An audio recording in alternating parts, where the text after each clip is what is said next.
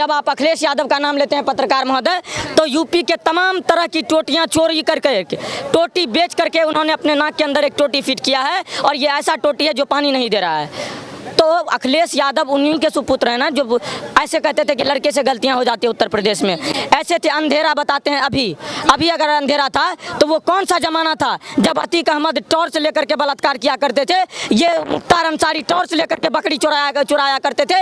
ये आजम खान पे किस चीज़ का आरोप है, ये चीज़ें बताइए, और ये चीज़ें अखिलेश यादव बताए। हर दूसरे दिन जब आरोपी अखिलेश यादव के आरोपी रेप में पकड़ा जाते हैं तो ये कहते हैं कि नहीं, इनसे हमारा कोई कनेक्शन नहीं है, हम तो कोई है ही नहीं। यही डिम्पल यादव के साथ फोटो खिंचवाने वाले लोग रेप करते हैं और कहते हैं कि हमारे नहीं है। यही लोग हैं अवधेश प्रसाद के साथ फोटो खिंचवाने वाले लोग थे, यही लोग थे 80% कार्यकर्ता जो ये क्या कहते हैं कि वो बाबा के रैली में हुआ था हाथरस में कांड, यही लोग थे, इनके सारे कनेक्शन थे वहाँ पे, लेकिन इन्होंने पल्ला झाड़ लिया कि नहीं, हमारा कुछ नहीं था। नमस्कार, मैं मेघा, आप देख रहे हैं daily news India. Uttar Pradesh के मुख्यमंत्री योगी आदित्यनाथ अपने बयानों को देखकर जनता में गर्मी पैदा करना बंद ही नहीं करते हैं। कुछ दिन पहले उत्तर प्रदेश के मुख्यमंत्री ने कहा था कि बहुत जल्द आने वाले 5 सालों में यूपी की जनता भूल जाएगी कि दिन में 5 बार चिल्ला कर जो शोर की आवाज़ें उन्हें सुनाई देती थी, वो आवाज़ें यूपी की जनता भूल जाएगी। वहीं दूसरी ओर मुख्यमंत्री ने यह भी कहा कि पाकिस्तान जो है या तो भारत में विलय हो जाएगा या फिर नक्शे से ही समाप्त हो जाएगा। आखिर ऐसे बयान देकर यूपी के मुख्यमंत्री योगी आदित्यनाथ साबित क्या करना चाहते हैं? पत्रकार महोदय, सबसे पहला बात है कि जब योगी जी कोई भी फैसला लेते हैं या कोई भी स्टेटमेंट देते हैं तो वो बिल्कुल होशो हवास में देते हैं, और जब आप कहते हैं कि ये 5 बार वाली आवाज़ें जो है ये बंद होनी चाहिए, तो ये तो उनको समझ में आनी चाहिए ना। जो कहता है कि हम पाकिस्तान से क्यों कंपेयर कर रहे हैं, हम चाइना से क्यों कंपेयर नहीं कर रहे हैं, तो मैं कह रहा हूँ कि योगी जी का इस बयान का बिल्कुल चाइना से लेना देना है, क्योंकि चाइना भी 5 बार के आवाज़ों पर प्रतिबंध लगा चुका है। चाइना में भी सड़क, रोड या इधर उधर कहीं भी 5 बार वाला आवाज को सुनना पसंद नहीं कर रहा है। सीधी सी बात है कि ये चीजें जो आप कर रहे हो, सड़क पे शुरू हो जाते हो, रेलवे स्टेशन में आए दिन वीडियो वायरल होता है। एक वीडियो 2 दिन पहले का वायरल हो रहा था, ट्रेन के अंदर नमाज, ट्रेन के बीच आप कर रहे हो, तो आप देख लो पब्लिक प्लेस, कल को लाल किले के अंदर करते जाओगे तो ये जो 70% देश के जमीन को बखबोट बताने लगे हैं, इन लोगों की हिम्मत, इन लोगों को आज नकेल नहीं कसा जाएगा। ये लोगों पे आज नकेल नहीं कसा जाएगा तो फ्रांस भी शांति दूतों का देश कहा जाता था। अब वहीं पे कुछ शांति दूत आए थे, लेकिन आज फ्रांस की हालत देख लो क्या कर दिया। इन लोगों की हालत देखो, ईरान इराक भी शांति दूत कह करके बसेरा मिला था, लेकिन आज मुसलमान कंट्री हो गए। तो इन शांति दूतों पे कब्जा बिल्कुल जरूरी है, और इन पे जो भी योगी जी फैसला लेते हैं, जब उत्तर प्रदेश की बात आती है तो वहाँ तो कहा ही जाता है कि शांति दूत ऐसा नहीं होता है। हर शांति दूत के ऊपर आप मुसलमानों को टारगेट कर रहे हैं, एक तरफ योगी जी, वहीं दूसरी ओर उद्धव ठाकरे बोलते हैं कि हम मुसलमानों के लिए काम करते हैं, इसीलिए मुसलमान हमारे साथ हैं। आप कहते हैं कि शांति दूत मुसलमान नहीं होते हैं, शांति दूत एक जैसे नहीं होते हैं। ये चीजें इजराइल को क्यों नहीं समझा पा रहे हैं, जब विश्व का दूसरा सबसे बड़ा मस्जिद अल अक्सा इजराइल में है, लेकिन वहाँ पर कोई मुसलमान जाकर के नमाज नहीं पढ़ पा रहा है। क्यों? उसमें अस्तित्व की लड़ाई हो रही है।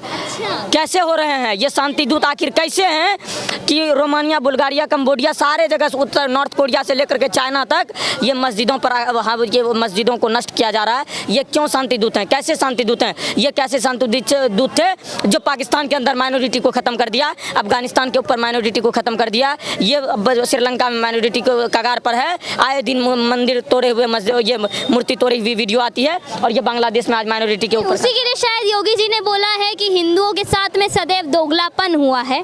उसकी वजह ये है कि हिंदू जो है संगठित नहीं है। सही बात है, बिल्कुल सही बात है। हिंदू कहेंगे कि भाई जातीय जनगणना करवाओ, फिर 14% हमें तो हमारा दबदबा रहेगा। गाना भी ऐसे ऐसे कलाकार निकालने लगते हैं कि कोई पांडे जी का बेटा है तो कोई यादव जी हैं, कोई अहीर से पंगा नहीं, यादव तो ब्रांड। ये उत्तर प्रदेश में एक और कानून आया था कि कोई भी अपना जाति नहीं लिखा सकता है। तो जब बिल्कुल सही चीज़ें हैं, और इन चीज़ों का समर्थन तो सबको करना चाहिए। ये चीज़ें जब कहते हैं कि आप ये ब्राह्मण, जाट, जाति, गुर्जर वाले लोग, इनको आज समझ में आना चाहिए कि ये बांग्लादेश में जिनके ऊपर हमले हो रहे हैं, इनको कौन सी जातियाँ पूछी जा रही है। इन पे जब इनके घर आक्रमण हो रहा है, इनके घर पे हमला हो रहा है, तो इसमें कौन सा जातीय जनगणना हो रहा है? जातिवाद हिंदुओं में सिर्फ विपक्ष की गंदी राजनीति की वजह से आया हुआ है, जो हमेशा देश में नफरत फैलाता है, देश में हिंदुओं को जातियों के नाम पे विपक्ष नफरत फैलाता है। अखिलेश यादव कह रहे हैं कि बीजेपी का अर्थ है अंधेर, यानी कि अंधेरा। जब आप अखिलेश यादव का नाम लेते हैं पत्रकार महोदय, तो यूपी के तमाम तरह की टोटियां चोरी करके, टोटी बेच करके उन्होंने अपने नाक के अंदर एक टोटी फिट किया है, और ये ऐसा टोटी है जो पानी नहीं दे रहा है। तो अखिलेश यादव उन्हीं के सुपुत्र हैं ना, जो ऐसे कहते थे कि लड़के से गलतियां हो जाती है उत्तर प्रदेश में। ऐसे थे, अंधेरा बताते हैं। अभी अगर अंधेरा था तो वो कौन सा जमाना था जब अतीक अहमद टॉर्च लेकर के बलात्कार किया करते थे, ये मुख्तार अंसारी टॉर्च लेकर के बकरी चुराया करते थे, ये आजम खान पे किस चीज़ का आरोप है, ये चीज़ें बताइए। और ये चीज़ें अखिलेश यादव बताए। हर दूसरे दिन जब आरोपी अखिलेश यादव के आरोपी रेप में पकड़ा जाते हैं तो ये कहते हैं कि नहीं, इनसे हमारा कोई कनेक्शन नहीं है, हम तो कोई है ही नहीं। यही डिम्पल यादव के साथ फोटो खिंचवाने वाले लोग रेप करते हैं और कहते हैं कि हमारे नहीं है। यही लोग हैं अवधेश प्रसाद के साथ फोटो खिंचवाने वाले लोग थे, यही लोग थे 80% कार्यकर्ता जो ये क्या कहते हैं कि वो बाबा के रैली में हुआ था हाथरस में कांड, यही लोग थे, इनके सारे कनेक्शन थे वहाँ पे, लेकिन इन्होंने पल्ला झाड़ लिया कि नहीं, हमारा कुछ नहीं था।